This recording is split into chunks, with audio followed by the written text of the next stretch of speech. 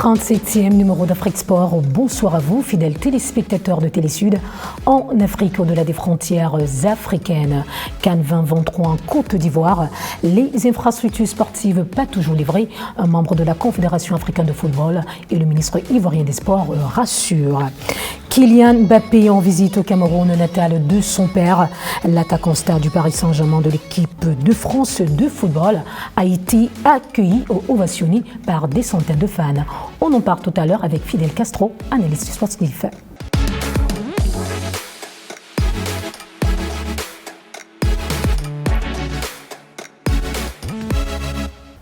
Bonsoir à vous, fidèles téléspectateurs de Télésud, de par l'Afrique, de par le monde. Bonsoir, Fidel Castro. Bonsoir, Marceline Gaël Mintamak. Comment vous allez? Je vais assez bien. Ça fait belle lurette qu'on ne vous a pas vu sur le plateau d'Afrique Sport. Il faudrait comprendre une seule chose, c'est que je suis toujours attaché à Afrique Sport et à la chaîne Télésud. Il se peut que des nouvelles fonctions m'ont appelé ailleurs. Félicitations pour votre nomination. Bon, voilà. C'est toujours la bienvenue. Donc, on espère qu'on va apporter le meilleur de nous dans cette noble fédération qui est celle du patin à roulette et des disciplines affinitaires.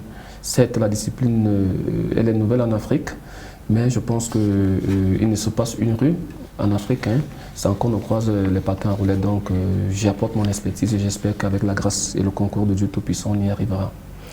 Kylian Mbappé en visite au Cameroun natal de son père. L'attaquant star du Paris Saint-Germain de l'équipe de France de football a donc été accueilli, ovationné par des centaines de fans. Fidel Castro, c'est une fierté pour Kylian Mbappé, sa famille, mais surtout et surtout pour les Camerounais.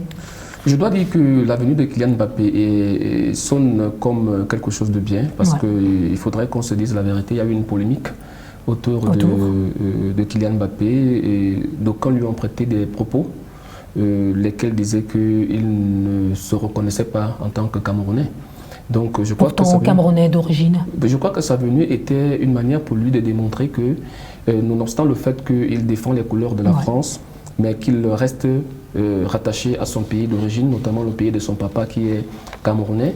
Parce que beaucoup de personnes savent simplement qu'il s'appelle Kylian Mbappé, mais on a oublié que derrière le mot Mbappé, il y a le mot Loting, qui est un terme purement camerounais. Donc je pense que après tout ce qu'il a donné pour la France, il était question pour lui de venir se ressourcer et de venir reprendre devenir témoin de l'amour que tout le peuple camerounais. Se ressourcer sur la terre de ses ancêtres, c'est quelque chose de magnifique et d'inoubliable. Vous savez, quand vous êtes à l'extérieur, lorsque vous revenez chez vous, il y a toujours un sentiment différent. Il y a toujours comme une appartenance. On se dit, je sors de loin. Et comme on dit chez nous, un proverbe africain dit, lorsque l'enfant se trompe, il finit toujours par rentrer chez soi. Je pense que Mbappé lui-même, lorsque vous l'écoutez, il n'était pas... Il ne savait pas, ou encore il ne s'attendait pas à un accueil aussi chaleureux, à tant d'amour du peuple camerounais vis-à-vis de sa personne, vis-à-vis de sa famille. Aujourd'hui, je pense que c'est un autre Mbappé qui est retourné du côté de la France et qui a compris que le Cameroun, au-delà d'être une terre d'accueil, c'est également un sol béni. Et tout ce qui vient au Cameroun repart de là avec beaucoup de bénédictions et beaucoup de grâce. Kylian Mbappé, le frère de Samuel Eto'o, il va sans dire que le Cameroun est une grande nation de football. Oui, lorsque vous voyez à côté de Kylian Mbappé, vous voyez Joachim Noah. Vous comprenez, une grande star de la NBA. Vous voyez Joel Embiid, qui est le MVP de la NBA. Vous voyez les Pascal Siakam. Lorsque vous voyez cette photo entre Kylian Mbappé et à côté de lui, vous voyez le champion du monde de MMA, Francis Ngannou. Vous comprenez que le Cameroun est une terre exceptionnelle. C'est une terre, comme on dit, c'est une terre bénite. Oui. Je voudrais qu'on mette l'emphase sur le football. Kylian Mbappé, le frère de Samuel Eto'o, le Cameroun, une grande nation de football. Le Cameroun n'est pas une grande nation de football. Le Cameroun est la meilleure nation de football. Très bien. Parce qu'aujourd'hui, lorsqu'on parle de Samuel, lorsqu'on parle de Kylian, on parle également de Roger. Rien que lorsqu'on vous cite ces noms, je ne pense pas qu'il y ait deux pays en Afrique qui puissent autant parler. Donc moi je dis, le football au Cameroun, au-delà d'être une simple religion, c'est un facteur de paix et d'unité nationale. Lorsqu'on parle de Samuel Eto'o, tous les Camerounais se reconnaissent, quelle qu'en soit l'appartenance politique ou tribale, ils se reconnaissent derrière Samuel. Lorsqu'on parle de Kylian aujourd'hui, vous voyez aujourd'hui même les mamans, beaucoup, ce que lui-même ne sait pas, c'est que rien que son prénom aujourd'hui, quand on va dans les familles, il ne sera pas 5 ou 6 maisons, vous allez retrouver un enfant qui s'appelle aujourd'hui Kylian. Ouais. C'est aussi ça le Cameroun. C'est un pays béni, c'est un pays qui produit non pas des simples athlètes, non pas des simples footballeurs, mais des légendes. Football, facteur de paix et d'unité nationale. Ne sortons pas là, Fidel Castro. Qu'est-ce que les Camerounais attendent de Kylian Mbappé? In concreto, de manière concrète. C'est qu'il continue à partager son amour pour le Cameroun. C'est surtout... Seul amour ne pourra suffire, le football. Vous savez, il a apporté quelque chose de spécial au Cameroun, ouais. C'est ce développement. Et quand il a commencé par l'aspect scolaire, ouais. Vous comprenez qu'il vise aussi l'éducation du jeune Camerounais. Je crois que c'est sur ce plan social que les Camerounais l'attendent beaucoup parce que il pèse quand même beaucoup de millions, ça il ne faut pas se le cacher. Il pèse beaucoup de millions et le Cameroun qui est encore un pays en voie de développement, il est peut-être question pour lui d'apporter sa pierre à l'édifice du développement du Cameroun. J'ai déjà commencé avec certaines écoles, mais on a des projets encore plus importants, certains dont on ne peut pas dévoiler tout de suite parce qu'on attend que ça commence à voir le jour, mais voilà, je sais qu'il y a pas mal de choses qui se préparent, on est en train de bosser dur pour qu'il y ait un avenir radieux au Cameroun.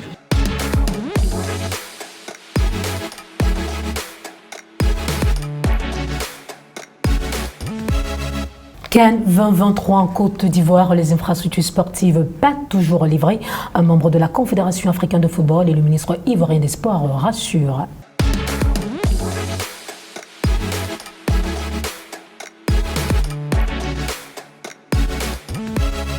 Fidel Castro, nous sommes à 6 mois de la 34e édition de la Coupe d'Afrique des Nations qui se tiendra dans le pays d'Alassane Dramane Ouattara. Les infrastructures sportives pas toujours livrées.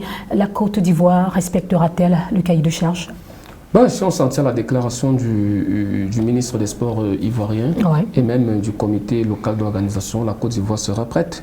Je pense que sur les 6 stades de compétition qui doivent accueillir l'événement, il y en a quand même qui sont déjà totalement livrés, notamment le stade principal, ouais. Qui porte d'ailleurs le nom du président Alassane Dramane Ouattara, il est déjà prêt.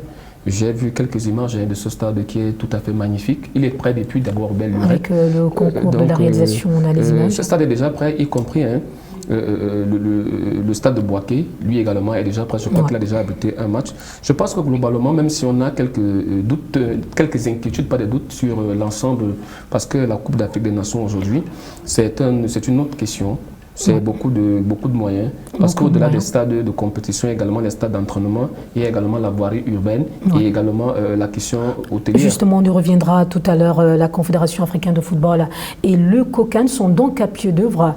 Leur au dernier réglage, le stade Félix Houphouët-Boigny, Bimpé, le stade de Korogo, Yamoussoukro et j'en passe seront donc livrés. Les travaux sont au terme, on va le dire ainsi.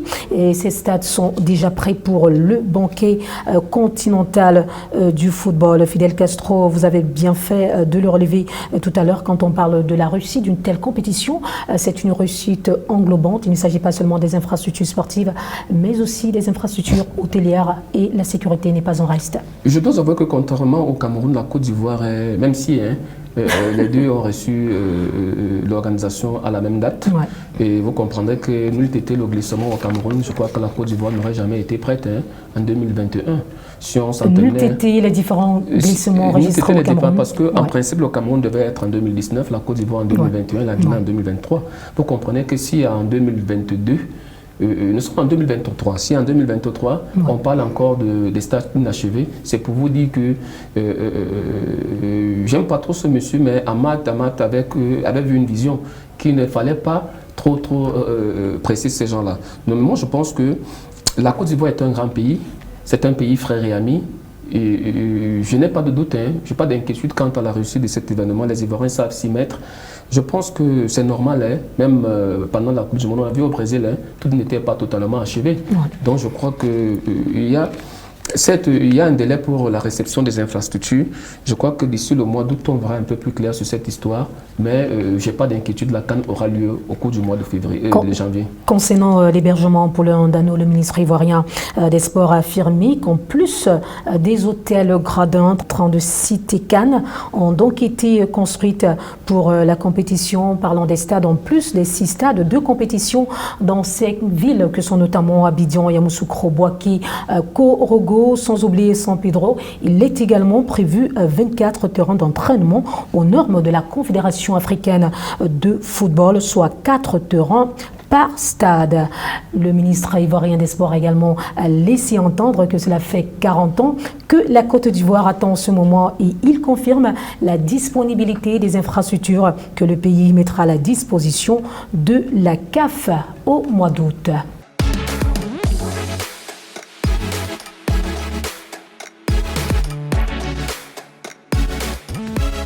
Parlons toujours de l'organisation de la Coupe d'Afrique des Nations, une 33e édition réussie au Cameroun, Fidel Castro, qui a servi de bel exemple au pays d'Alassane Dramane Ouattara. Oui, je dois avouer que malgré tout ce qu'on a pu dire sur la CAN camerounaise, elle a été totalement sucrée.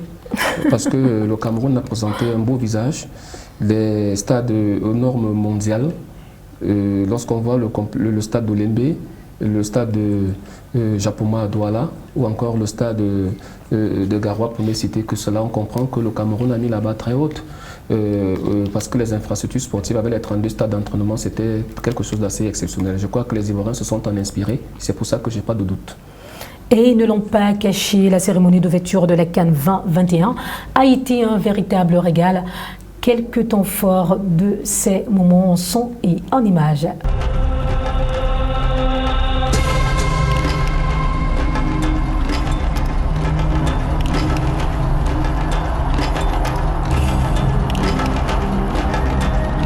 Excellences, Mesdames et Messieurs, ce bouquet final qui vous est offert à la veille de la fête nationale de la jeunesse est notre manière à nous les jeunes de dire un grand merci, celui grâce à qui nous vivons ce beau moment 50 ans après. Le président de la République, Monsieur Paul Biya, vous êtes notre président, vous êtes notre père, on va vous soulever jusqu'au ciel. Nous vous disons au revoir, à bientôt, Bibala.